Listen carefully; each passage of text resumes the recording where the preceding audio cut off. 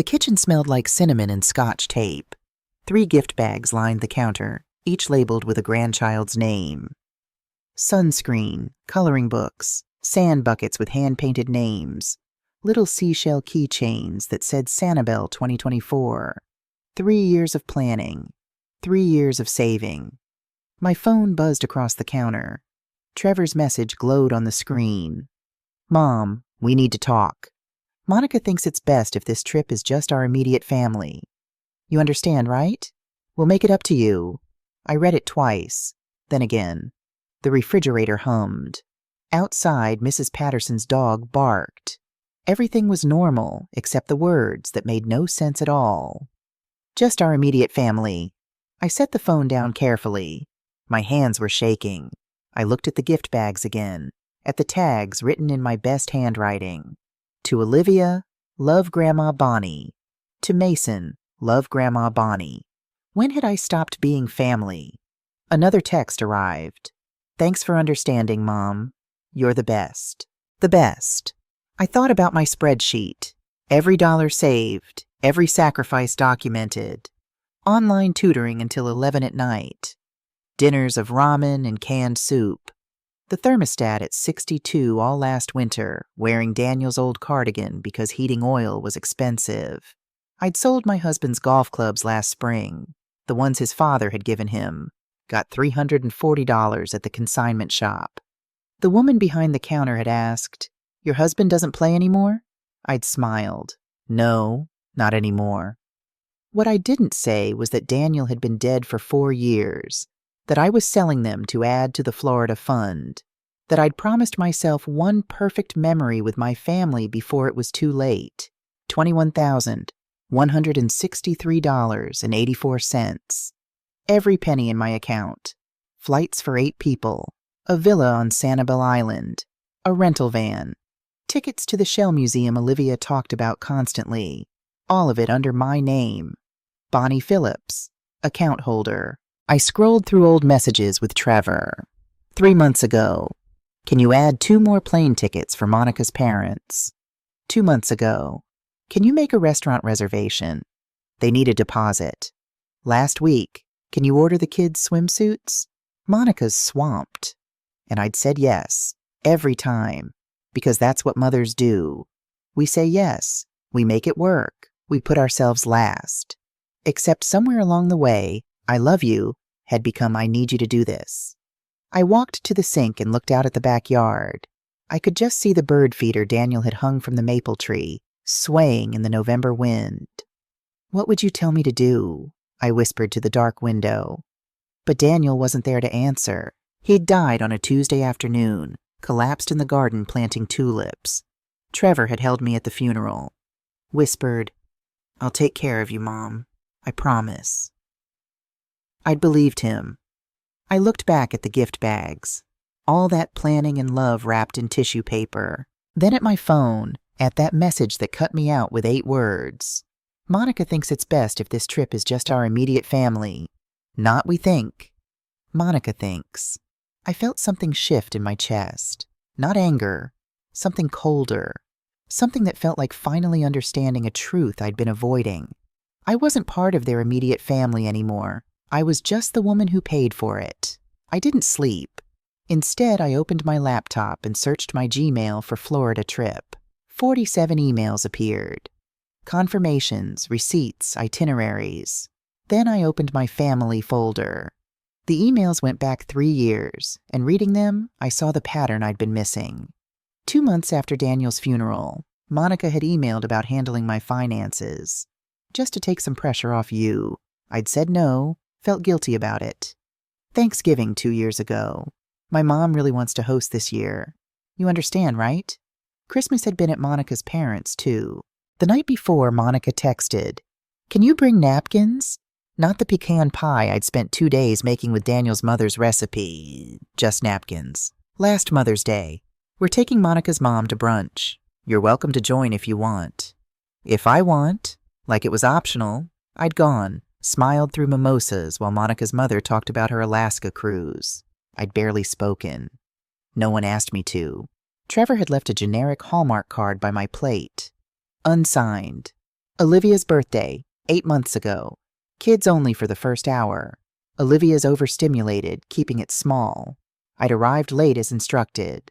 Monica's parents were there in the good chairs. Her sister, her college roommate. I'd stood in the kitchen holding the American Girl doll I'd saved for her, watching Olivia open presents through the window. The doll stayed in its box. I never saw her play with it. Then I found the email that made everything clear. 6 months ago, accidentally CC'd to me. Trevor, we need to talk about your mom. She's getting too involved. My therapist says this enmeshment isn't healthy. We're a family now. You, me, and the kids. Your mom had her turn. Now it's ours. I'd stared at it for 10 minutes at my desk in the teacher's lounge, then deleted it.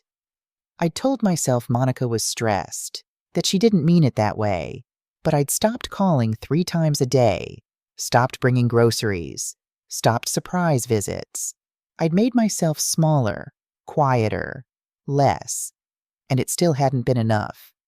Now I opened my banking app, THAP. 21,163,084 hours stared back at me. Account holder, Bonnie Phillips. Authorized users, none. Transaction history showed 3 years of deposits. $20 here, $50 there, $340s in April. Daniel's Golf Clubs. $180 in June, my grandmother's china.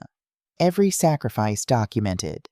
I'd given up so much to create connection, to matter. And Trevor had cut me out with a text. Daniel used to say, "People will treat you exactly how you teach them to treat you." I'd taught Trevor my love was unconditional and my boundaries were negotiable. I'd taught him he could take, and I would keep giving. I'd taught him I didn't matter as much as keeping peace. Dawn broke gray outside my window. I pulled out my old grief journal and wrote on the first blank page, "It ends tonight. Not the love, but the accepting." My hand was steady. My eyes were dry. I didn't know what I'd do, but I was done pretending being needed was the same as being loved. Sunday morning I dressed for church. Black slacks, burgundy sweater, Daniel's pearl earrings. In the mirror, I looked exactly like myself, but I felt different. Hollowed out and filled up at the same time. At church, I sat in my usual back pew. 6 rows up sat the women who came every Sunday. 7 of them, widows and divorcees, gray-haired and soft-spoken. Dorothy, Gladys, Ruby, Shirley, Patricia, Evelyn. I knew their names, but not their stories. Today I couldn't stop watching them. The way Dorothy laughed at Ruby's whisper. The way Patricia squeezed Evelyn's hand during the homily about loss. They had each other. Family by choice, not blood. After service, instead of taking my coffee and leaving, I walked to their table. "Bonnie, want to sit?" Dorothy smiled, patting the empty chair. I sat carefully like I might break something. "How are you?" Ruby asked. "We haven't seen you at Wednesday prayer group." "I've been avoiding people," I said. The honesty surprised me. Shirley raised an eyebrow. "Avoiding people or feelings?" "Both." Patricia poured me coffee. "Something happened." Not a question. "My son uninvited me from a trip I paid for." Silence. Then Evelyn whistled low. "How much?" Dorothy asked. $21,000. Someone gasped.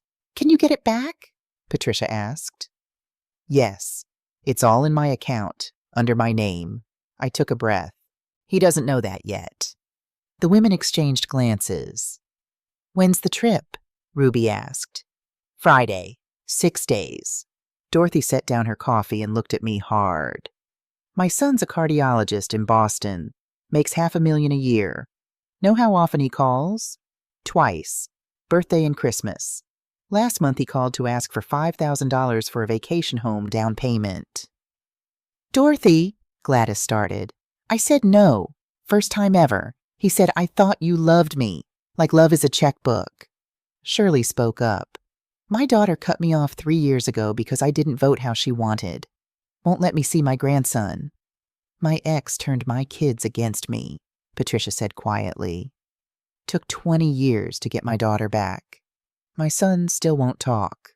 The stories kept coming. Ruby's daughter was an addict who'd lost custody.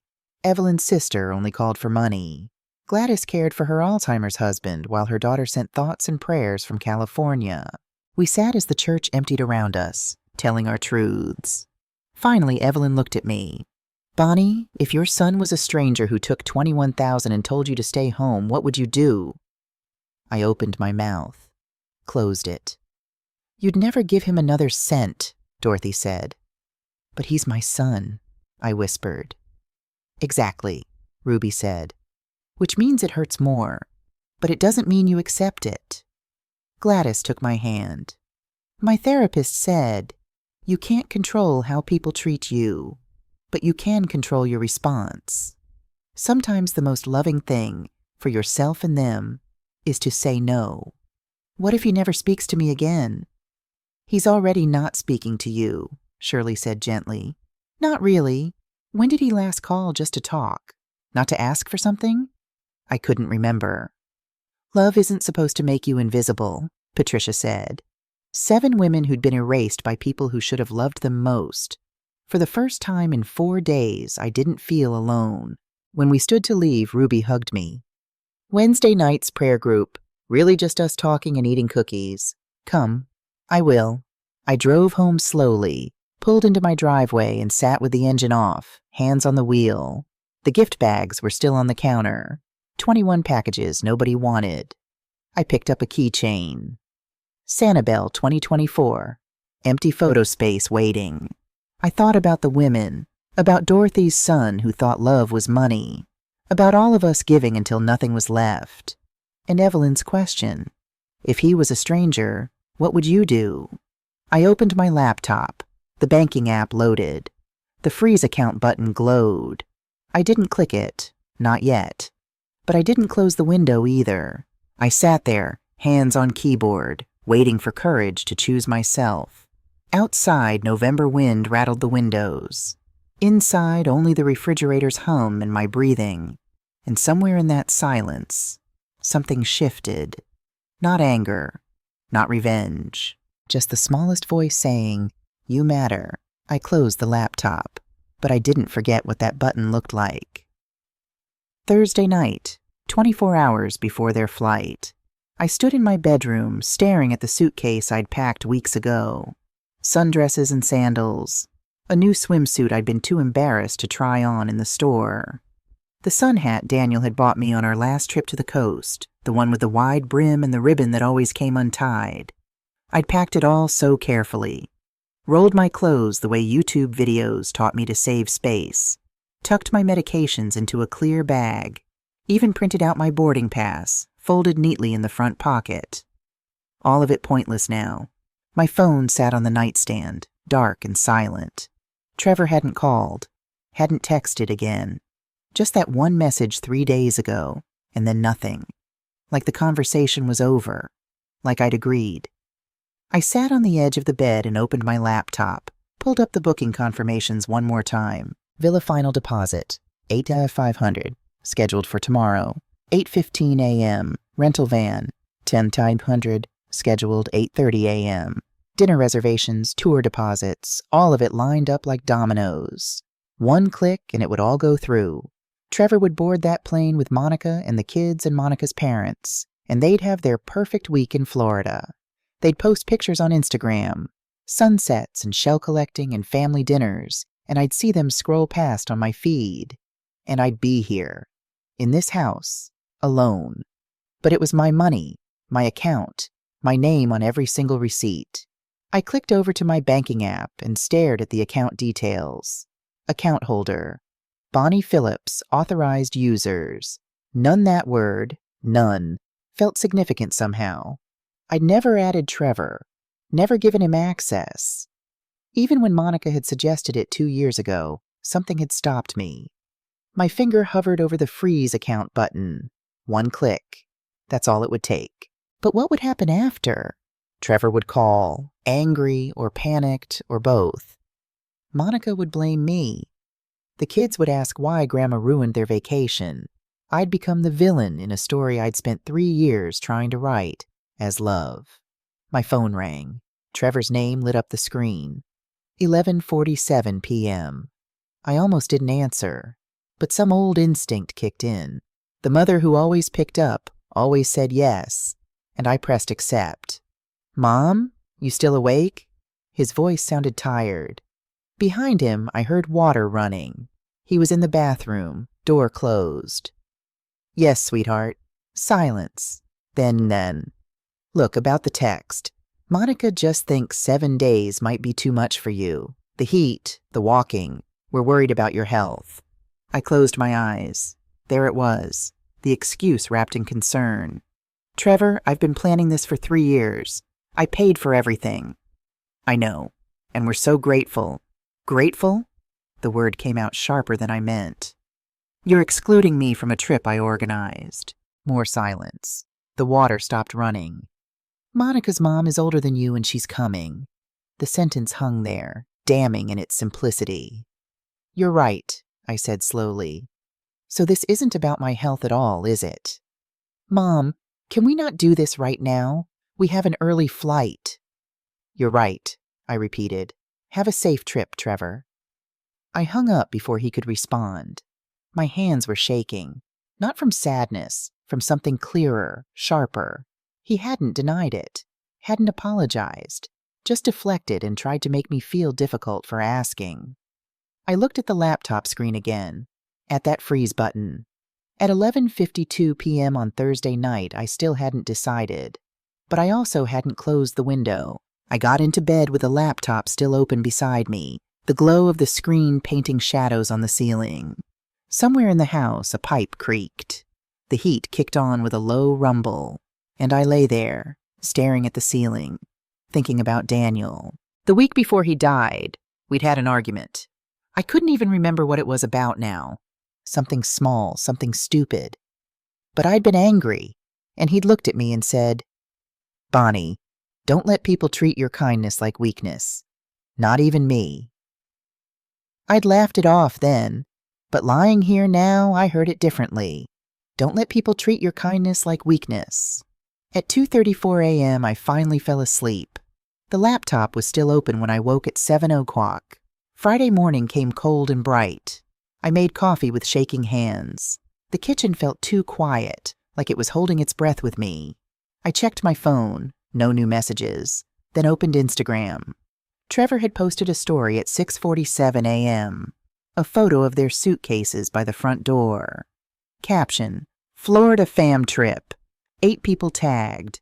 Monica, the kids, Monica's parents." I wasn't tagged. I wasn't in the photo. 7:45 a.m. I sat at the kitchen table with my laptop open. Next payment? Villa deposit, $8,500, scheduled 8:15 a.m. 8:00 a.m. My phone rang. Trevor. "Mom, we're about to head to the airport. Just wanted to say thanks for everything." In the background. "Trevor, hurry up." Monica's voice, impatient. "Have fun, honey," I heard myself say. "Love you." Quick, mechanical. Then he was gone. I set the phone down and looked at the screen. 8:05 a.m. I thought about the women from church. Dorothy's son who thought love was a checkbook. Shirley's daughter who'd cut her off over politics. All of us, quietly erased by people who promised to love us. 8:10 a.m. My cursor hovered over the freeze button. I thought about Daniel, about what he'd say. He'd probably tell me to forgive them, move on. That's who he was. Soft, forgiving, willing to accept less than he deserved because he hated conflict. But Daniel also said, "Don't let people treat your kindness like weakness." 8:11 a.m.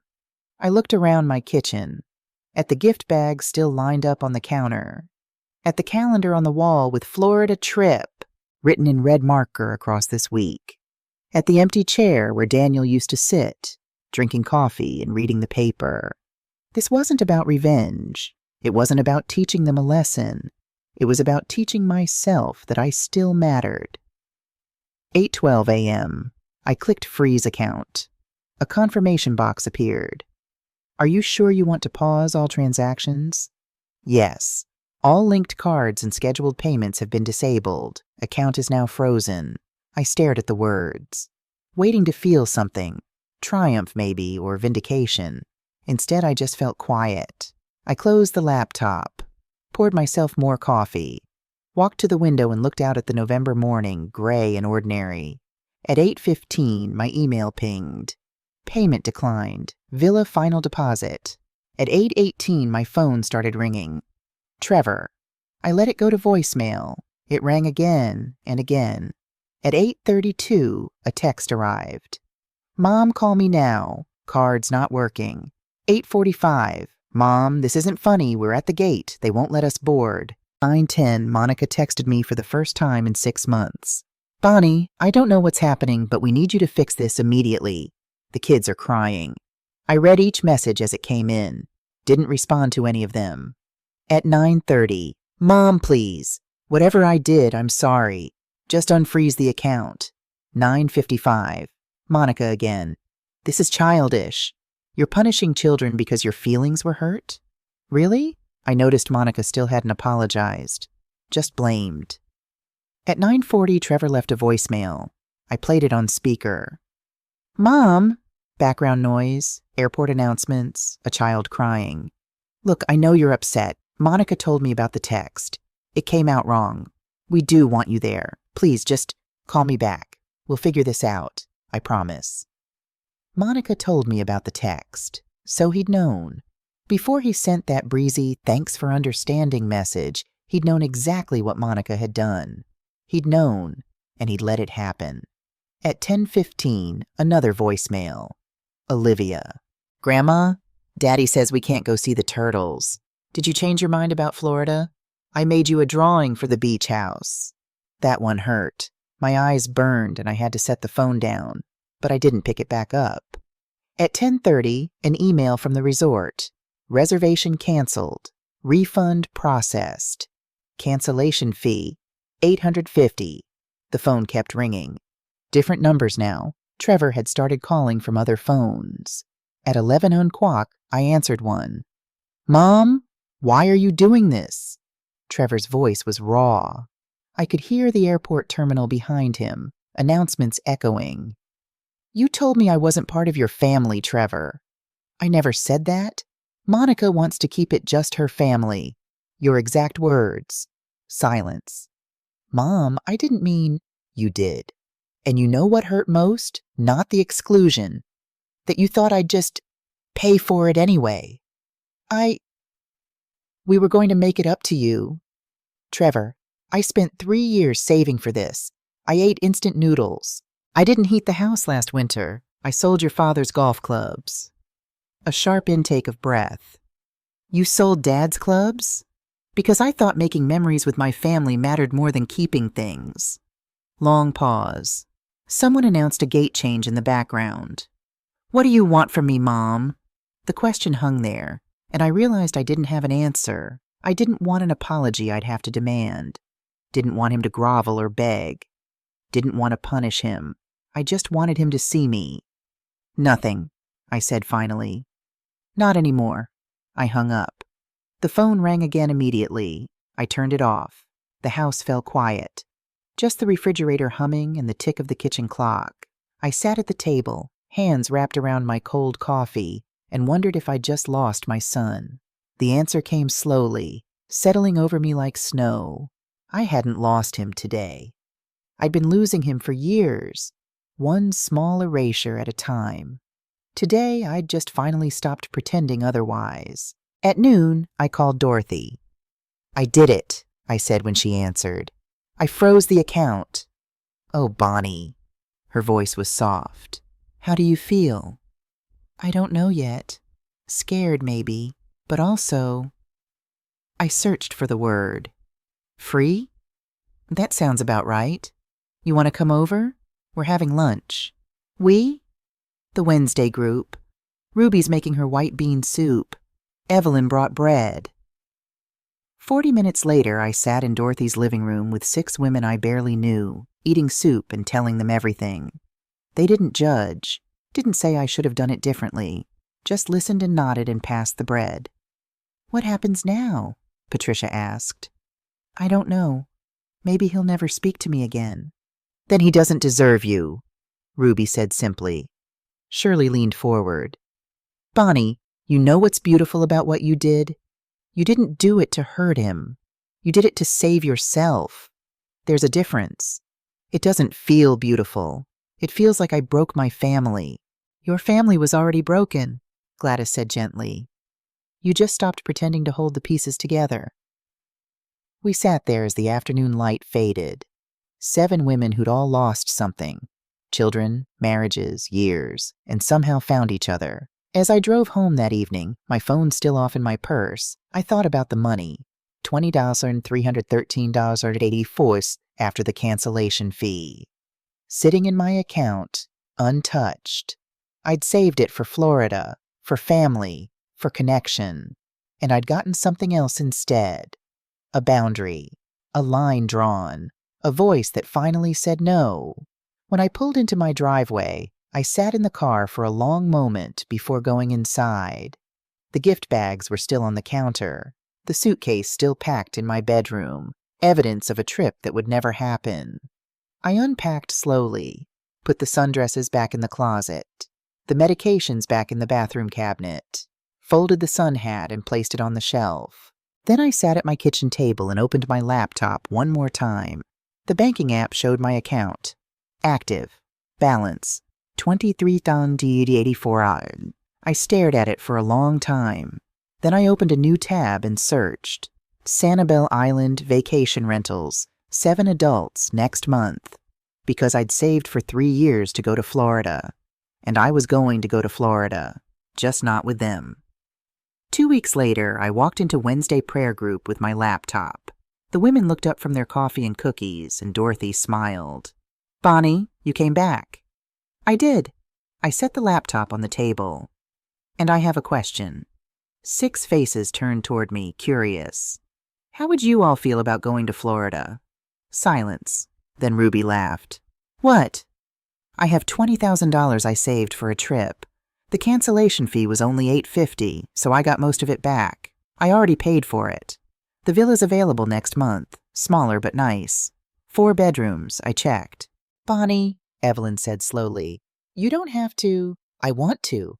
I planned this trip for people I love, and you are people I love. Patricia's eyes filled with tears. You barely know us. I know enough. I know Dorothy's son hasn't called. I know Gladys hasn't left her husband's side in 2 years. I know Shirley hasn't seen her grandson. I know all of you have given everything and gotten so little back. I opened the laptop. So I'm asking, will you come to Florida with me? Gladys spoke first. My neighbor can check on Henry. He won't even notice I'm gone. My daughter won't care, Shirley said quietly. One by one, they said yes. Ruby reached across the table and squeezed my hand. When do we leave? December 15th, 4 weeks. That night, I rebooked everything. Smaller villa, $3,800. 7 plane tickets. Economy, $2,150. Budget for food and tours, $4,000. Total, just over $10,000. I'd still have $10,000 left. Cushion, security, mine. 3 days before we were set to leave, someone knocked on my door. Trevor stood on my porch, alone. No Monica, no kids. I opened the door but didn't invite him in. I saw your Facebook post, he said. About Florida. I'd posted a photo of the villa, grateful for chosen family and second chances. Can we talk? I'm packing. Mom, please. I stepped aside. He came in, hands in his pockets, looking around like he'd never seen the place before. His eyes landed on the kitchen counter, no more gift bags, but the keychains were there in a small bowl. I came to apologize, he said. Really apologize. I waited. What Monica and I did, it was wrong. Excluding you like that. Taking your money and... He stopped. It was wrong. Was it Monica's idea? He hesitated. Does it matter? Yes. She suggested it, but I agreed. That makes it my fault, too. I nodded slowly. First real honesty I'd heard from him in years. Why did you agree, Trevor? He looked at the floor. Because it's easier to keep Monica happy than to stand up for you. The admission hung between us. And that's supposed to make me feel better? No. It's supposed to make you understand I'm weak. Not malicious. Just weak. I walked to the kitchen and poured myself coffee. Didn't offer him any. Trevor, you're not weak. You made a choice. And choices show who we are more than intentions ever do. I know. For 3 years I made choices. To save money. To be patient. To swallow every small hurt because I was afraid of losing you. I turned to face him, but I lost myself instead. Mom, I'm not punishing you. I'm choosing myself. Finally. His eyes were red. Are we going to be okay? I don't know yet. I walked to my office and came back with a sealed envelope, handed it to him. What's this? A letter. Read it when you're ready. He held it like it might burn him. I miss you, Mom. I miss you too. But I miss the son who used to call just to tell me about his day. The one who brought the kids over without being asked. The one who saw me as a person, not a problem to be managed. I can be that person again. Maybe. But Trevor, I can't teach you how. You have to figure that out yourself. He nodded, tears finally spilling over. I love you. I love you too. But love isn't enough anymore. It has to come with respect. After he left, I stood at the window and watched him drive away. The envelope sat on his passenger seat, unopened. I didn't know if he'd read it, didn't know if anything would change. But I'd said what I needed to say. The rest was up to him. The villa sat back from the beach, painted yellow with white shutters and a wide porch that caught the afternoon sun. 7 women stood in the driveway, staring. It's beautiful, Dorothy whispered. It's ours for a week, I said. That first afternoon we unpacked slowly, no rushing, no agenda. When we gathered on the porch for dinner, grocery store rotisserie chicken and salad, Evelyn raised her glass of wine. To Bonnie, for seeing us. To all of us, I corrected, for seeing each other. We clinked mismatched glasses and ate as the sun turned the Gulf orange and gold. Day 3, we went to the beach. Gladys collected 47 shells, carefully placing each one in a plastic bag. For Henry, she said. Even if he doesn't remember, I'll remember for him. Ruby swam out past the breakers and floated on her back, face to the sky.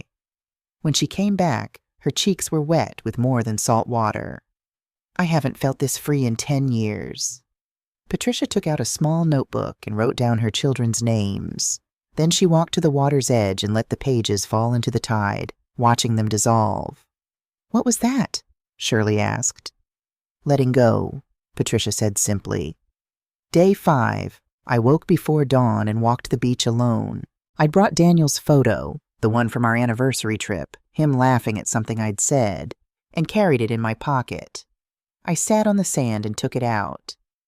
Did I do the right thing? The waves rolled in. A pelican dove for fish. And somewhere in the ordinary magic of morning I felt Daniel's answer. You did what you had to do. Now live. That evening we gathered on the beach. Each woman held a candle. Dorothy went first. I matter, even if my son doesn't call. Gladys. I am more than a caretaker. Shirley. My love is not conditional on acceptance. Patricia. I am not my failures. Ruby. I am worthy of gentleness. Evelyn. I am enough as I am. My turn. I looked at these women who'd become family in the space of weeks. I choose myself. We lit our candles and released them in paper boats on the water, watching them float into darkness, carrying our truths. That night I slept without dreams, just deep, restful quiet. For the first time in 4 years, I wasn't waiting for anything. I was just here. 1 week after we returned, Trevor showed up again. He held my letter, creased from being opened and refolded multiple times. I read it, he said. I'd written, Dear Trevor, this isn't goodbye. It's a boundary. I love you. I will always love you. But I can't keep loving you more than I love myself. This wasn't just about a trip. It was about years of being treated like my value depends on what I provide. I'm not asking you to choose between Monica and me. I'm asking you to see me as a whole person, not just a resource. If you can do that, call me. If you can't, I'll respect that too. But I won't be invisible anymore. Love, Mom. He sat on my couch, hands clasped between his knees. I ended things with Monica. I froze. What? 2 days ago. I moved out last week. He looked up. Not because of you, because of me. I realized I was becoming someone I didn't recognize. Trevor. She's been seeing a therapist for control issues. We had a session together and she admitted. He stopped. She was jealous of you. Jealous? Of me? Of how the kids love you. Of how Dad loved you. Of how I still call you first when something good happens. His voice cracked. She said you made her feel like she'd never measure up, so she tried to erase you instead. I sat down slowly. That doesn't excuse. I know, but it explains. And I stayed silent because I was afraid if I defended you, I'd lose her. He laughed bitterly. Turns out I lost both of you anyway. Where are the kids? With her. We're doing 50-50 custody. It's messy, but it's honest. We sat in silence. The house creaked around us. I'm sorry you're going through this, I said finally. Don't be. You taught me something important. He looked at me. That love without respect is just a pretty word. What now? I don't know, but I want to try. To be the son you deserve. Not perfect, but present. Something in my chest loosened. I'd like that. He stood, hesitated. Can I hug you? Yes. He held me like he used to when he was small, before the world complicated everything. When he pulled back, he was crying. Can I take you to dinner? Tomorrow?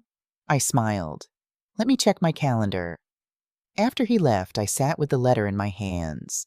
All those words I'd been afraid to say. And he'd heard them. Maybe not perfectly, maybe not completely, but it was a start. Thanksgiving, my house, around my table, Trevor and the 3 grandkids, Dorothy, Ruby, and Evelyn from the Wednesday group. 11 of us crowded around the table Daniel and I had bought 30 years ago. Monica wasn't there. She and Trevor were cordial now. Shared custody worked, mostly.